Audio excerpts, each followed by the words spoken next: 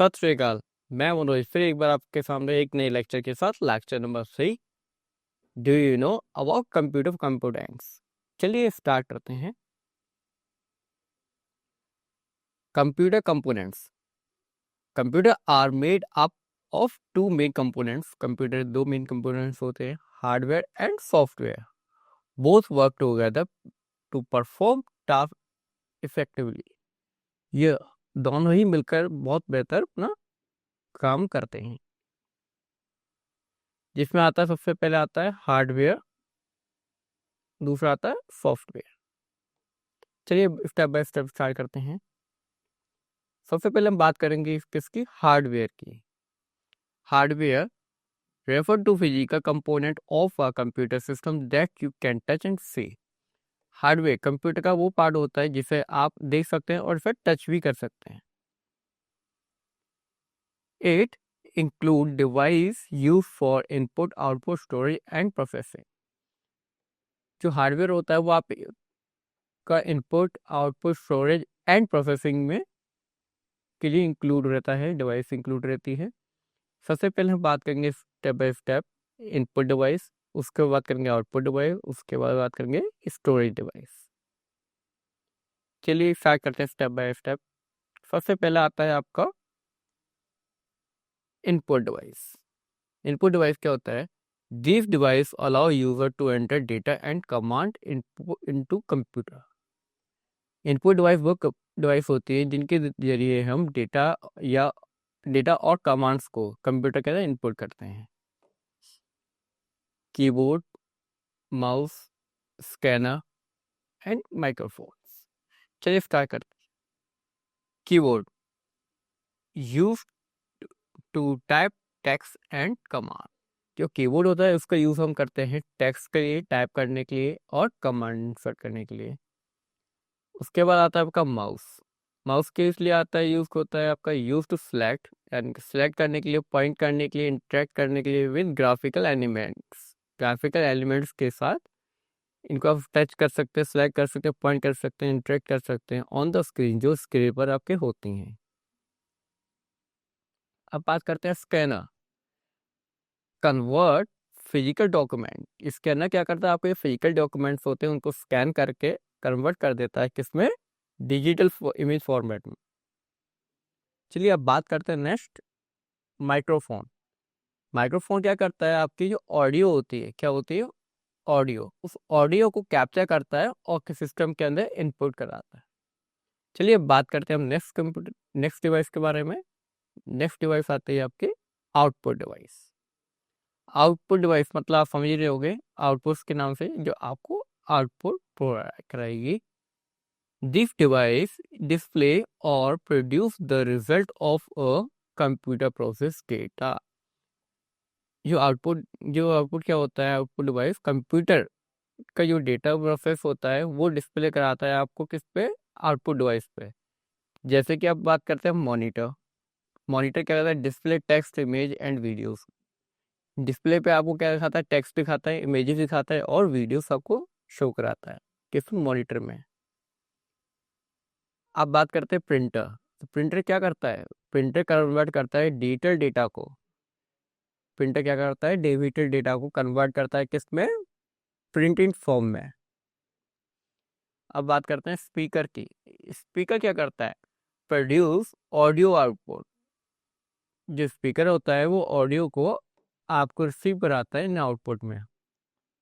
अगर आप कोई भी म्यूजिक सुनते हैं या कोई भी गाना या कुछ भी सुनते हैं, सुनने के लिए आपको एक स्पीकर की नीड होती है। विदाउट स्पीकर आप उसको लिसन यानी कि सुन नहीं पाएंगे, इसलिए हमें आउटपुट के लिए स्पीकर की आवश्यकता होती है।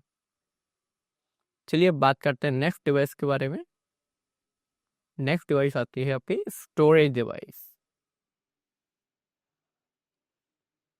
This device are use to store data permanently और टेम्पररी। जो ये डिवाइसेस होती हैं ये किस लिए होती हैं, डेटा स्टोर करने के लिए, जिसके अंदर हम डेटा को परमानेंट और टेम्पररी स्टोर कर सकते हैं। चलिए बात करते हैं सबसे पहले HDD मतलब hard disk drive. Hard disk drive ये क्या करते हैं, डेटा स्टोर करने के लिए, यानी कि लार्ज अमाउंट में डेटा जो डेटा होता है उसको स्टोर कर सकती है बट ये होती है स्लो होती है, यानी कि स्लो होती है किसके कंपेयर में, SSD के, यानी कि SSD के मुताबिक ये स्पीड में स्लो होती है। अब बात करते हैं SSD की। SSD होती है सॉलिड स्टेट ड्राइव, ये फास्टर, इसकी गति यानी कि स्पीड तेज होती है और मोर रिलायबल रहती है किसके मुताबिक, HDD के। और इसके अंदर हाई स्पीड के साथ हम डेटा को स्टोर कर सकते हैं। चलिए अब बात करते हैं हम next drive, USB। USB drive आपको पता है, जो USB ड्राइव होती है उसको पोर्टेबल डिवाइस भी बोलते हैं। इसका यूज़ हम किस लिए करते हैं, डेटा ट्रांसफर के लिए हम करते हैं, यानी कि आप इसे आराम से कैरी भी कर सकते हैं और डेटा को ट्रांसफ़र करने के लिए इसका यूज़ हम कर सकते हैं। अब बात करते हैं नेक्स्ट ऑप्टिकल डिवाइस की, किसकी, ऑप्टिकल डिवाइस। ऑप्टिकल डिवाइस कब से होती है, CD, DVD, फॉर किस लिए, storing music, video and data. जो ऑप्टिकल डिवाइसेस होती हैं इसके अंदर हम अपना म्यूजिक को रख सकते हैं, वीडियोस रख सकते हैं एंड डेटा को रख सकते हैं। चलिए अब नेक्स्ट स्टेप पे बात करते हैं। नेक्स्ट स्टेप आता है हमारा सॉफ्टवेयर। क्या चीज, software. Software refer to the set of instructions that tell the hardware what to do। जो सॉफ्टवेयर होता है वो इंस्ट्रक्शंस देता है हार्डवेयर को कि आपको क्या करना है। It acts as an interface between the user and the hardware। ये एक काम करता है, एक इंटरफेस बनाता है, यानी कि हार्डवेयर और सॉफ्टवेयर बीच में एक इंटरफेस बनाता है जिससे सॉफ्टवेयर हार्डवेयर को कमांड देता है, इंस्ट्रक्शंस देता है, और हार्डवेयर जो होता है वो सॉफ्टवेयर की इंस्ट्रक्शंस को फॉलो करता है। चलिए अब बात करते हैं सॉफ्टवेयर्स के बारे में। सबसे पहले आता है हमारा सिस्टम सॉफ्टवेयर, एप्लीकेशन सॉफ्टवेयर, फिर आता है यूटिलिटी सॉफ्टवेयर। चलिए बात करते हैं स्टेप बाय स्टेप। सबसे पहला आता है सिस्टम सॉफ्टवेयर। चलिए जान लेते हैं सिस्टम सॉफ्टवेयर कौन कौन से होते हैं और क्या करते हैं। System software manage the hardware and enable the system operate. जो सिस्टम सॉफ्टवेयर होते हैं वो कंट्रोल करते हैं हार्डवेयर को और उनको कार्य करने के लिए सक्षम बनाते हैं। चलिए बात करते हैं नेक्स्ट, जिसमें सबसे पहले आता है ऑपरेटिंग सिस्टम। ऑपरेटिंग सिस्टम का शॉर्टकट में OS भी होते हैं। Act as a bridge between hardware and the user. ये क्या करता है, एक ब्रिज बनाता है किसके बीच में, हार्डवेयर और यूजर के बीच में। Example include Windows, Linux, Mac OS। जिसके ऑपरेटिंग सिस्टम सॉफ्टवेयर होते हैं, जैसे कि आपको विंडोज होगी, लिनक्स हो गया आपका। अब बात करते हैं इनके ऊपर वर्क यानी कि इनके फंक्शंस पे। फाइल मैनेजमेंट, फाइल को मैनेज करने का काम करते हैं, मेमोरी मैनेजमेंट का काम करते हैं, और भी मल्टीटास्किंग ये वर्क करते हैं।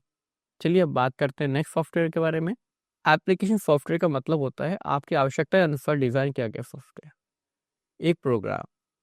These are program designed for to perform specific tasks for the user। जैसे मैंने अभी आपको बताया था कि कैसे डिज़ाइन किया गया है, स्पेसिफिक टास्क के लिए, किसके टास्क के लिए, फॉर द यूज़र, यूज़र के स्पेसिफिक टास्क के लिए इसको डिज़ाइन किया गया है इसके अनुसार।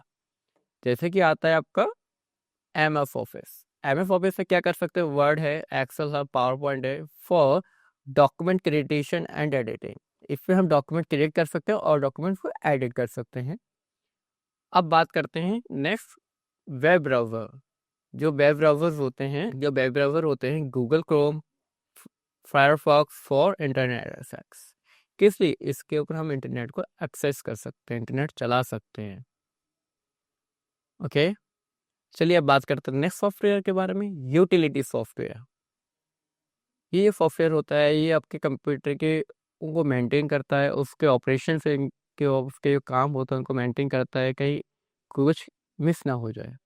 सबसे पहले जैसे कि antivirus software update to protect the from malwares. Antivirus क्या करता है, एंटीवायरस जो सॉफ्टवेयर होता है वो आपके सिस्टम के अंदर जो वायरस आते हैं उनको उसको प्रोटेक्ट करता है, उनसे बचाता है कि इसमें आपके सिस्टम में कोई वायरस ना आ जाए।